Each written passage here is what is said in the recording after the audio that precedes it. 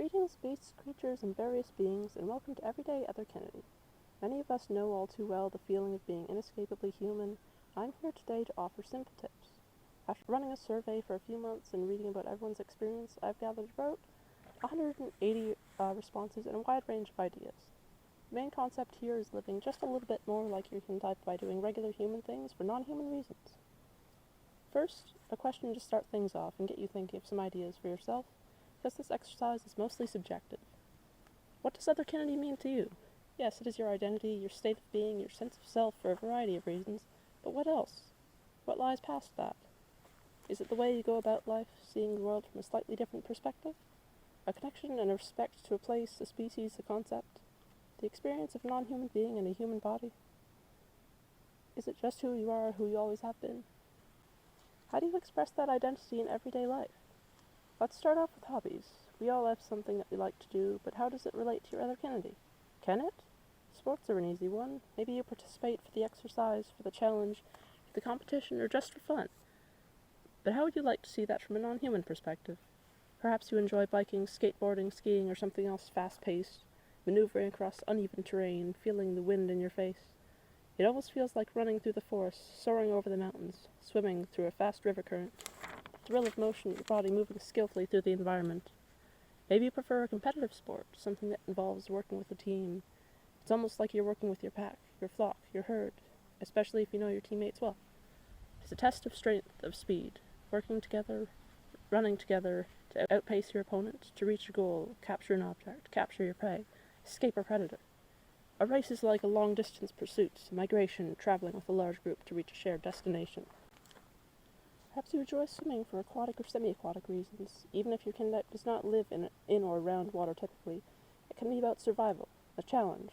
You ended up in deep water and need to stay above the surface, or along the bottom searching for something. A lake or ocean is the best place to swim if you want a natural location. The uneven sand and gravel, the mix of underwater plants and the occasional fish or frog add a lot to the immersive experience, but a pool will still do fine. There are always things like mountain climbing or deep water diving, if you want to just feel the thrill of survival in a potentially dangerous environment. Just make sure you're prepared for any risks and go with the group. I enjoy biking myself. It is comparable almost to flight, gliding through the trails and over sidewalks, moving quickly down the hills, passing other birds as I go. Everyday hobbies can be a good way to incorporate non-humanity into everyday life, even if it's something you did before you knew what you were. Art and writing were the most picked option on the survey poll, so clearly a lot of you use creativity to express yourself. This can be as simple as drawing or creating imagery for kin type, making comics, writing stories, making media about otherkinity, often about your experiences or about the community as a whole. There are a few otherkin comics out there, Shenanigans and There specifically being the most well-known, though I'm sure many others exist. I personally have a birdkin story going that I add a chapter to every 2 to 3 months, or whenever I remember to, depicting the everyday life of a group of 3 recently graduated birdkin. You don't have to create art and writing specifically about otherkinity to express yourself. It can be about the being you identify as, or maybe a hybrid or shapeshifter. Other creative hobbies are good as well. You could use wood carving as a way to feel more like a beaver or woodpecker. Animation, 3D modeling, game development has good ways of creating a moving or interactable environment to feel more at home. Dance is a good way to express your more graceful and agile identity. Textile art can be similar to weaving a web or constructing a nest. Singing or playing an instrument can be similar to vocalizing as your kin type, especially if its sound range is beyond anything you can mimic. You can go beyond the typical song structure and use instruments to make something akin, pun intended, to the various chirps, chitters, growls, screeches, and miscellaneous sounds creatures use to communicate. I actually have some experience to share about this particular form of self-expression. My own kin type is a small bird, and before I learned how to whistle consistently, I briefly took up the ukulele to supplement my lack of song. I didn't use the instrument for long, as I was too busy with life to learn the proper chords, but I spent many a morning and evening out on my balcony, plucking away at the strings and projecting my song out into the forest, beyond the reaches of my home's yard. It wasn't the best replacement for proper song, but it helped. I also have an ocarina, which is much more portable than a string instrument. Its sound range is more limited to things like hoots, coos, and howls, but I plan to get one with a higher, more chirp-like sound range. Less creative hobbies like having pets can help you feel more at home. Fish keeping allows you to create a small version of an aquatic environment within your home. Having a dog as a canine or a cat as a feline can help with homesickness, as you have another of your species or something similar around, especially if it's a pet you grew up around and see it almost as a sibling. Domestic fowl and songbirds can feel like your flock if you have them around, though options are mostly limited to parrots, canaries, or finches. There are all sorts of amphibians, reptiles, and invertebrates you can keep as pets. Just make sure to do your research, know their health requirements, and be sure you can properly take care of them. I'm sure many of us enjoy a good outdoor hobby. Hiking, camping, and nature walks are good ways to get out and see some wilderness and the creatures that live within it. There's nothing quite like the peace of putting your phone away and spending a few minutes or hours strolling through a nature park, a walking trail, or a public patch of forest, forgetting your worries and focusing on the present, observing the natural world around you. You can spend your time bird watching, looking for both vertebrates and invertebrates, identifying plants, or even foraging if you're absolutely sure of what to look for. You can express your non-human side through the food you prepare. Activities like fruit and berry picking can simulate foraging habits, as can hunting and fishing for food to eat, preparing and preserving your catch to eat later. Vegetables can be grown from seeds and sprouts if your climate and season is right, if you prefer to gather your food from the plants it grows on rather than the grocery store. Meats, vegetables, fruits, grains, and other foods can be added to your diet to more closely match that of your kin type. Just keep the nutritional needs of your human body in mind. An individual with the bear kin type may incorporate fish and berries into their diet, whereas a parrot may focus more on grains and fruits. There are even edible bugs you can buy if you have the stomach for it.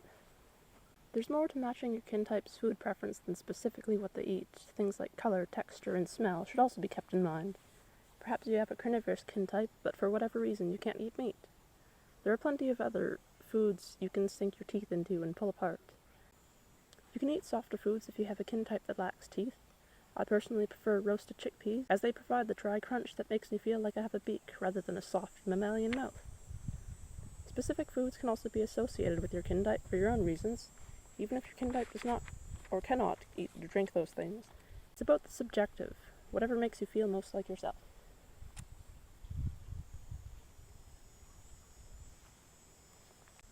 Foods can also connect to your kin type's seasonal habits. You can slightly alter your diet in the fall to symbolize preparing for a hibernation. Certain things are only available naturally in your habitat at certain times of year, which is something you can work with. Winter can be a time for meats, hearty cold weather greens, and any type of food that would typically be cached away for winter sustenance. Spring can focus on early growing fruits, vegetables, berries, eggs, and certain fish that would be out after the ice thaws. Summer has the most variety as everything is growing and thriving. Fall is when that variety tapers off. Enjoy those warm season greens while they last and make the most of the forageable and garden-grown plants. If unable to do these things, you can always view trips to the grocery store as hunting and foraging, searching for edible things to sustain yourself and your young.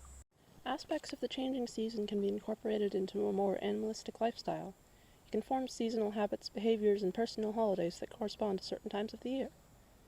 Spring is a season of growth and rebirth. Get out there and see the world as it thaws from the winter's layers of snow and ice. Go for a walk on your favorite parks and trails, take a stroll around your yard, walk around your town or city. Take note of the plant growth and emergence of small creatures. Breathe deeply when you step outside in the morning. Notice the new smells that come up with each passing day. Learn to identify them if you are able. Pick out the scents of leaves and flowers, damp soil and tree bark, warm pavement, decaying plant matter that was hidden by snow all winter. Listen to the birds at the dawn chorus and sing along with your own calls if you want to. If you have a den or nest, tidy it up and gather materials to improve it. This can be an indoor den, which can be added to with decor and comfy things, or an outdoor one that you gather stones and branches for. Put on your boots and go for a walk in a warm spring rainstorm, with or without an umbrella. Just make sure to dry off and warm up afterwards so you don't get sick. Feel the changing temperatures on your skin. Find a quiet place, outdoors, indoors, or by a window, and sit calmly, observing the world and living in the moment as an animal might. Take in your surroundings and be aware of the part you play in the world, even with a human body. Make an effort to get out in nature at least once a week if you are able. Enjoy this brief window of warm and mosquito-free weather. Dust off your bike, scooter, or skateboard and get out there. Go for a hike, spot some birds and amphibians. Identify some plants. Get that haircut you've been putting off. It can be a substitute for your seasonal molt or shed. Pick up a new hobby. Give your home a deep clean. Start a garden or even some simple houseplants. Summer's warm weather offers lots of opportunities to get outside. One of the best ones is going camping, if you are able to. Whether you prefer an RV, a trailer, or a simple tent, spending a few days and nights outdoors is a wonderful way to connect to your non-human side.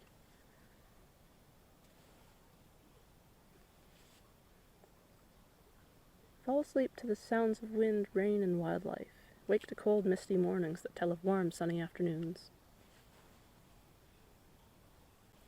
Go for a swim. Lakes and ocean beaches are the best, as they have naturally occurring aquatic environment.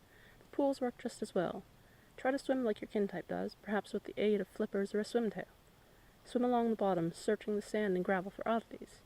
Flip upside down underwater and observe the sky and trees through the wobbly filter of the water surface. Lay on the sand, basking in the sun and warming your fur, feathers, or scales. Try geocaching to simulate the feeling of hunting and foraging. You can do actual hunting if the season is right and you have the proper permits. Go rock climbing and scale some cliffs. Rent a kayak and glide effortlessly over the water like a seabird. Play some outdoor sports. Leave a light on outdoors at night and observe the variety of bugs that visit. Climb a tree or sit beneath one, listening to the rustling leaves.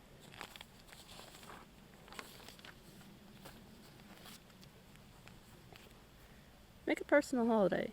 Choose a day, a month, or anything that stands out to you as important, and make a tradition. Maybe you set up a tent in your yard that night and sleep out under the stars. Or you make a special meal that corresponds to the time of year and your kin type's natural behaviors. In late spring, I always try to spend a few mornings out chirping with the birds and gather some sticks and dry grasses to build a small nest over a wreath frame. I make frequent trips to a favorite location of mine to watch the plants and animals emerge after the thaw until the mosquitoes come out and take over the place. Fall is a good time for change. Wash and store away all of your summer clothes and dig out the warm layers and long-sleeve shirts. This can symbolize growing out your pelt and plumage to prepare for a cold winter. Get out the extra blankets and slippers. Rearrange your furniture and decor to make for a cozy den to wait out the winter in. Spend time outside in the thick, fluffy layers to mimic the feeling of fur. Gather dried leaves and press and preserve flowers as a reminder that warm seasons will return. Watch the migrating birds leave and plan a short trip to warmer places if you feel you should join them. Harvest your garden or take a trip to the grocery store, gathering in-season greens while they last at their best. Cook an elaborate meal to enjoy the bountiful food source and prepare for the scarcity of winter. Get outside and enjoy the warmth while it lasts. Winter is welcomed by some and dreaded by others, regardless of how your kin type thinks of it. Turn up the heat and get your home nice and cozy. Stock up on non-perishables to substitute storing away food in nooks and crannies to rely on over the winter.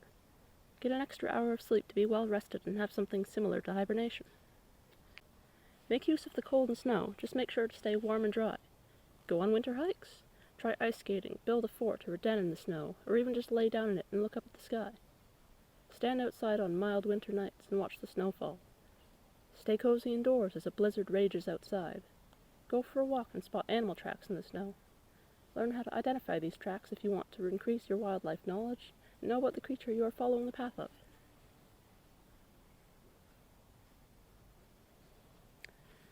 Get into some winter sports to make the most of the unpleasant cold. Try skiing or snowboarding if you want something fast-paced that feels like flying or weaving skillfully through the trees. Go snowshoeing through the forest or ice fishing if you crave catching your own prey this time of year.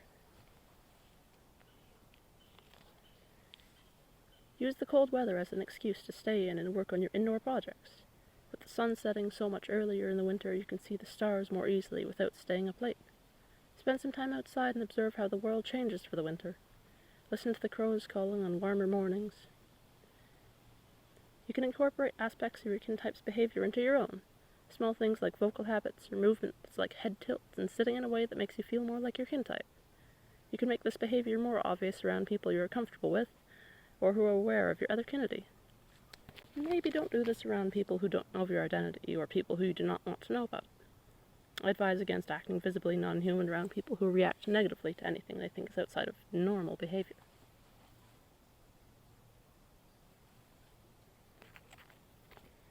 Next is non-human self-care.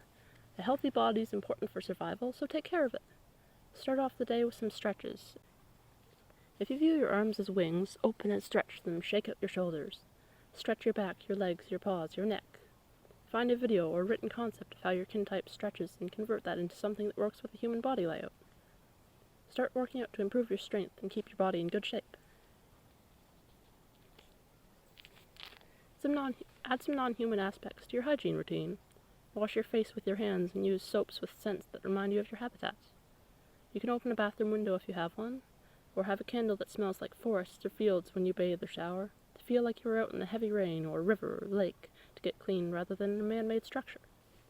Brush and comb your hair in a similar way to preening your feathers or grooming your fur. If you use makeup, you can use it to make your face look a little bit more like your kin type, though how far you go with this is up to you. Put on any perfumes or scents that make you feel more like your kin type. Be sure to maintain good dental hygiene, as your teeth are your main tools of survival. Take pride in them. You can grow your nails out like claws or even trim them to pointed ends, or use fake nails if you want to. Wash your clothes with your favorite laundry soap scent. Keep your glasses or any other medical devices clean. Try and get some fresh air and exercise every day. Keep your home tidy and take pride in your living space. Dress like your kin type or in a way that makes you feel more like yourself. This can be in the most obvious way, wearing imagery of your kin type on shirts, jewelry, or on hats or pins. Some folks with more confidence may wear real or fake tails or animal ear headbands. You can wear gloves knit with those plastic or metal scales. Necklaces have a lot of variety, as you can have one with preserved claws or teeth, maybe feathers or small glass container on it containing something like tufts of fur or porcupine quills inside. There are less obvious ways to dress like your kin type as well. You can wear clothes with your kin type's main colors or patterns, use layered clothing and accessories to have your kin type's colors correspond to the proper places on a human body shape. For example, someone with an American robin kin type may wear an orange shirt with an open brown hoodie or a button-down to mimic the bird's orange chest and brown wings. A fox may wear darker gloves or shoes paired with light colors to emulate the look of dark paws. Certain clothing types and combinations can mimic the feeling of your kin type's body. For example, wearing a close-fitting shirt layered under a light coat with fluff on the inside, especially in spring or fall when it gets a bit chilly, can feel like a cozy layer of fur or feathers keeping you warm outside. Shawls and ponchos that obscure the arms or that you can tuck your arms under can help for anyone with a kin type with lax front legs, primarily birds, but this also applies to creatures like fish or snakes that lack leg-like limbs at all.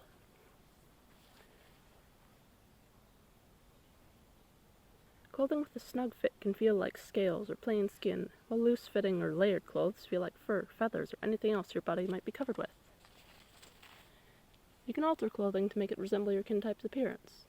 Fabric paint and bleach pens are good for adding patterns and designs to your clothes. Spots and stripes can be drawn on, and if you have a steady hand and patience, you can add more complex designs like a pair of draconic bird or insect wings on the back of your shirt or jacket. Paint on things like scales and fins. If you have sewing skills, you can also add physical structures to your clothing to mimic your kin type's body. Add spikes, fins, small wings, or a short tail on the back of a shirt. There are all sorts of tutorials online you can find for stuff like this. Stitch fabric paw pads onto gloves or socks. Draw or sew lines onto your shoes to make them look more like paws. If you have the patience and money for it, get some fabric and custom make some clothes with your kin type's colors and shapes, or hire someone to make it for you. Thick necklaces can be a substitute for collars. Bracelets or ankle bracelets can be a replacement for bird leg bands. A normal article of clothing or accessory can have a personal meaning to you in a way that makes you feel more like your kin type, regardless of pattern or imagery. I personally prefer long shorts or loose-fitting pants that look like the leg feathers of a bird, rather than highlighting the human leg shape. Loose-fitting hoodies with big pockets feel like fluffy feathers, the pockets allowing me to tuck and fold my arms close to my body, like how a bird keeps its wings closed and rested against its back. A large hood resting against the back of my neck or scarf feels like the thick neck feathers that lay just above the start of the wings.